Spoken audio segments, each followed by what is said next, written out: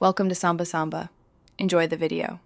In this video, I will explain how to connect your Kyocera printer to your computer. First, carefully unpack your new Kyocera printer, ensuring all protective packaging and tape are removed from the device.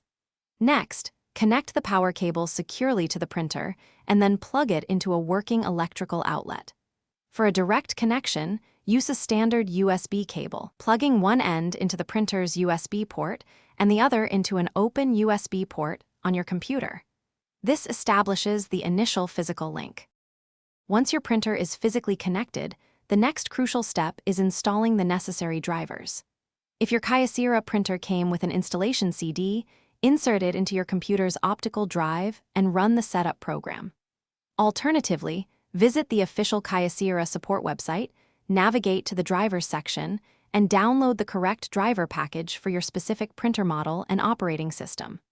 Follow the clear, step-by-step on-screen prompts to successfully complete the driver installation process. For network printing, you have a couple of excellent options.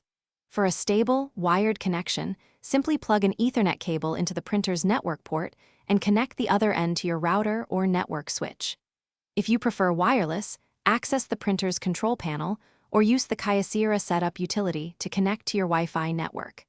You'll need your network name and password. Remember to note the printer's assigned IP address for easy network access and management. After installation, it's time to test your connection. Open your computer's printer settings, select your Kyocera printer, and initiate a test print. This confirms successful communication. If the test page doesn't print, first double-check all cable connections, ensuring they are firmly seated, and verify the printer has power.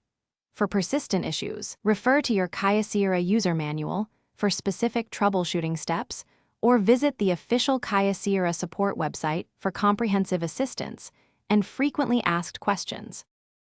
Thanks for watching. Consider subscribing if we helped you.